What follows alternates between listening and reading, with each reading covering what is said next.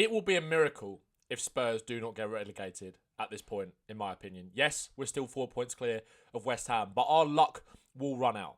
Forest and West Ham will pick up a result over the next few weeks that drags us further into the mire. Yes, they've got difficult games, but we are not doing our job.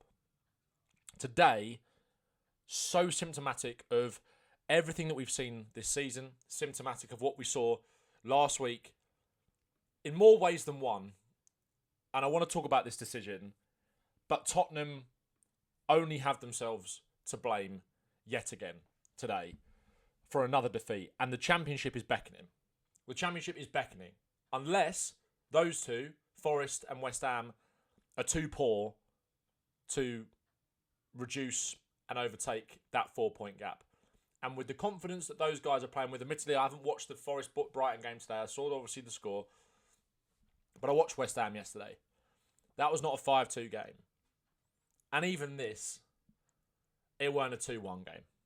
Fulham should have had that game out of sight. The Smith Rowe chances in the second half, multiple moments on the break. There is so much to get into. If you're new around here, please make sure to subscribe to the Bowman THFC channel. The support on the channel has been amazing recently and I massively appreciate it. I have launched channel memberships on the page as well for £5.99 a month if you want extra bonus exclusive content. And as I said, nothing is changing on the main channel. Still the same content, still the same frequency, but it's for bonus content. All of the details of that are listed on the page when you click the link in the description. It's just an absolute mess. Now, if we look at the team today, I honestly couldn't really tell you how we kind of were setting up.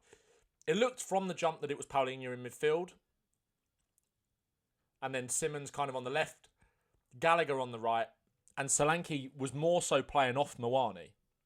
Mawani was definitely the number 9. Solanke was kind of playing off of him. There is so much wrong with this in terms of being players not being played in their position. And this is where I will look at Igor Tudor because he's kind of failed to identify and spot that over the course of 2 games. I know he's got his hands tied behind his back with injuries at the moment, obviously. But in terms of profiling of players, in terms of not seeing, in the second half when we actually get, let's have a look at his quote after the game, where he said that Spurs cannot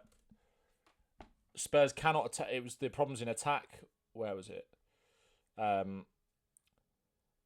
First of all, we talked about the foul. Let's get onto that shortly.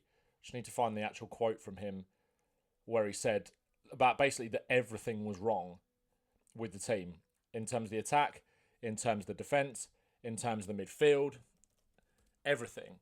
And that is down to him to start, fixing that. The problems are much bigger. It's not enough. I want to see everything more. I mean, some of these quotes that he's not really held back on the team at all. When we attack, we are lacking quality to score the goal. We are lacking in the middle to run, and we are lacking behind to stay there to suffer and not concede. Now, I think you saw an improvement in the second half when Richarlison came on, when Tell came on, when Sousa came on as well, because Richarlison is kind of a light for Mawani up front, even though he's going to give you more. He's going to run harder. He's going to press and all those kind of things. Again, Mawani, after a good performance last week, and again, I didn't think he was maybe as bad as some people have made out today, but the way he got dominated and bullied by Bassi just wasn't really up for that fight at all. And again, he was isolated for sure, but not good enough. He's seen now Sarr come on, Tell come on, Sousa come on, and Richarlison make an impact. And when you've got players kind of playing in their best positions, right? Sousa actually as a left back that adds more balance to our team. Tell as a left winger, going out and playing as a left winger, playing on the front foot. That is how we've got to move going forward. None of this square pegs in round holes, because even with the injuries, we have got enough players to put out a better balanced team than that. We can all see it. I was at the game today. We're all saying the same thing. Fans are all saying the same thing. It's not a coincidence that we can all see it and the manager and the previous manager can't. We are not putting players in their correct roles to be able to perform properly. And the players have got to have a long, hard look at themselves again today. And this is where I'll move on to talk about the 2 goals in the first half. But Tudor has to improve. This is also down to him to improve. I get that he's got his hands tied behind his back. I get that these players are just not up to it, right? But also, you saw the impact that was made in the second half of those substitutions. So we've got to learn from that and move forward with that. play Tell, play Sousa, play Sarr, play Richarlison, and you might see a better performance. You might do. No guarantee, obviously. Nothing's guaranteed with Tottenham Hotspur Football Club, except for this. Us conceding a goal in exactly the same manner as we had one disallowed. I've listened back to, like I said, I was at the game today. I listened back to Rob Green's commentary of all this. And regardless of what you think about the decision itself, whether you think it's enough for a foul, whether you think it's, soft or whatever, saying it's not the same as Moani on Gabriel, how is it not the same? How is it not the same? It's a push in the back, competing for a header. He's got two hands on him. He's pushed him. I think it is a bit soft, right? Just as the Gabriel one was last week for Dragusin to go down. I think it's a bit soft. But you feel two hands on the back, more force than what Moani did on Gabriel, and all of a sudden Rob Green's saying it's a totally different situation. How is it a different situation? Is it enough? Do I, as a football fan, believe it's enough for a foul? But in the context of what we've seen in the Premier League this season and the hypocrisy around certain decisions, that is a fucking joke. That is and only Tottenham, of course, that happens to. You knew it. You absolutely knew that this was going to happen after last week. Of course it did. It's a disgrace. An absolute disgrace. We go through it kind of play by play. Tete swings the ball in. I don't know why it's done it in a funny order. I apologise for that. Why has it done it with the goals? Ball comes in. You can see the push there. Dragusin goes down. Bob hooks it back across. It's a weak header away from Gallagher. And Harry Wilson is absolutely free to score. But it's a foul. If you're judging last week's one as a foul, that is a foul. 100%. But again, it doesn't excuse for the poor performance. And this goal sums up so many of the issues that we've been having all season. Right? Look at the space that Harry Wilson has got all on his own. One ball breaks through our press. So many gaps. And then Iwobi is allowed to run off Solanke. Wilson knocks it back to him. Look at how many men behind the ball here for Spurs. No one getting out, busting the gut to try and stop the shot. Iwobi has a free shot goal and it ends up in the back of the net. It's a great strike, but once again, it proves how easy we are to play through. And that was a theme of today. Even in the second half, when we were kind of putting pressure on when you're a bit open, it looks like every team has a spare man against us. The way they can play through the middle with such ease is outrageous. Outrageous how easy we are to play through. We don't win second balls. We do not win second balls. Any ball that goes into our box, we kind of panic when you think that's supposed to be Dragusin's bread and butter. Van der Ven, again, I thought was poor today. And I want to talk about the players for a minute at the end, right, the game. And I want to talk about another player in particular, right? Xavi Simons was substituted. And I've stuck up for Xavi Simons a lot, right? Maybe more than I should have done because I genuinely believe that I think he's a good player. And I think he will be a good player. Xavi Simons was anonymous. Really poor. Didn't want to do anything. Didn't want to fight, really. Didn't want to create. Poor. He got subbed at 60 minutes for the players that made the difference for Tottenham to try and get back in the game. He went off on the far side, because he was over on the left-hand side, walked all the way around back behind the goal, in front of the Tottenham fans, who pretty much all clapped him. No one was booing him. There were people not clapping. I mean, why would you, after a performance like that, get off? He ignored everybody. Nothing to the fans. Nothing to say, sorry, no clap whatsoever. Nothing. And then at the end of the game, Mickey van der Ven had to be pushed over basically to the fans by Bruno, our new coach, to say, look, and maybe Van der Ven was just gutted, maybe he just, whatever. And I know there was this whole big thing made around Van der Ven last week and the Tudor thing. Whatever you think of that and whether he was talking to him or not, I think he is checked out a little bit. I think he is. Again, poor today. Poor box defending. I think he showed a little bit more in terms of wanting to get out and wanting to break lines. He made a few decent recovery moments, but not really enough. Again, him not getting out and closing the shot down there for Iwobi. He basically, that's the captain, should be leading that because the fans are behind the players. The fans are behind the players. I was at United. I was at Fulham today. I've been to over, I reckon, 75% of the away Premier League games this season, right? And before things got this bad, the fans are with those players. 100%. Crystal Palace, brilliant away day before, obviously, Frank got the boot. Even at Brentford, we were having a laugh. We were getting behind the team, though.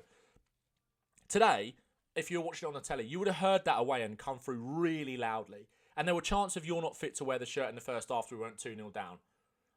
Because they have to know as well. We will get behind them, but they have to know. They have to know it's not acceptable. And to be fair, we saw a bit of a response in the second half after the substitutions, but still not enough.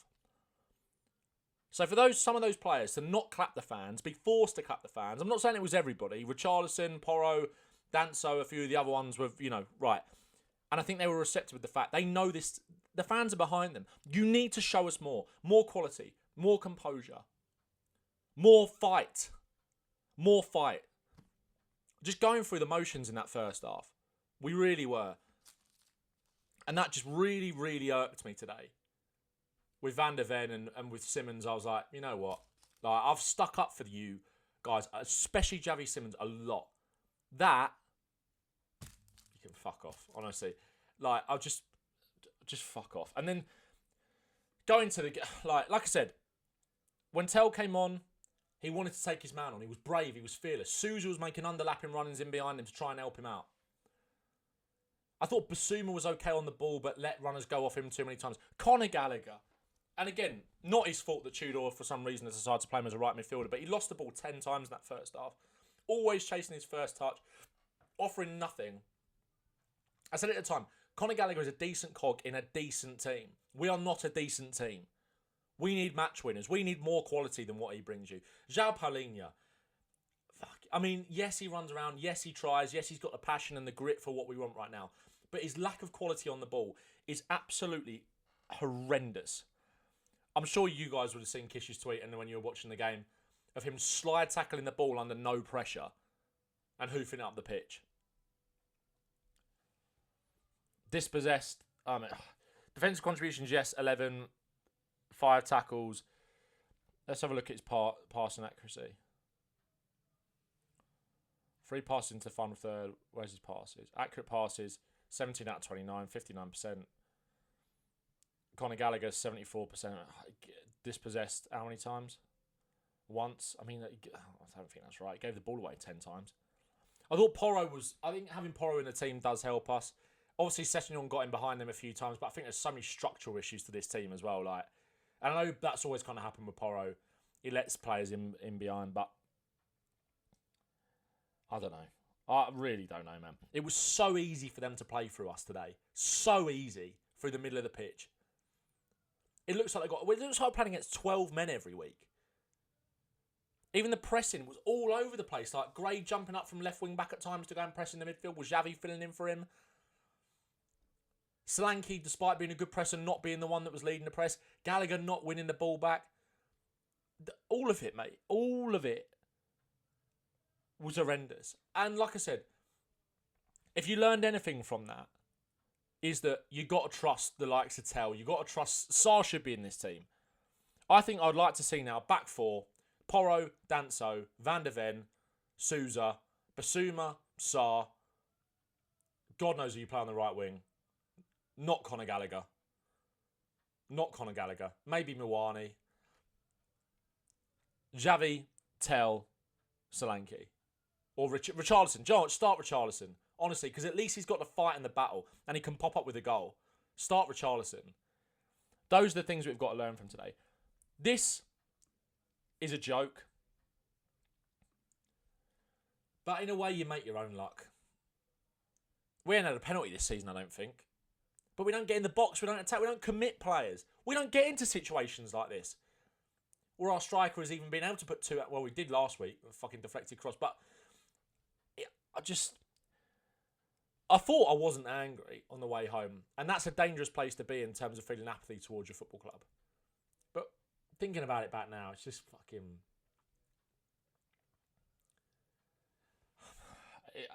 I don't see how we don't go down unless Forest and West Ham just continue to not pick up points.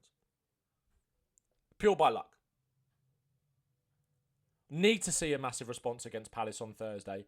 The fans will get behind this team. They did it today. They will stick by the players. They will make their feelings heard when it's not acceptable, but they will get behind the team. You heard that in that second half, even in the first half. The fans are there. The players are not showing anywhere near enough. Tudor needs to do more. Profile players in the right positions. More balance to the team. That will help. Naturally, that will just help. It's the key to any football team, balance. You can have all the quality in the world, but not that we've got loads of it, but if you ain't got the balance, you've got nothing.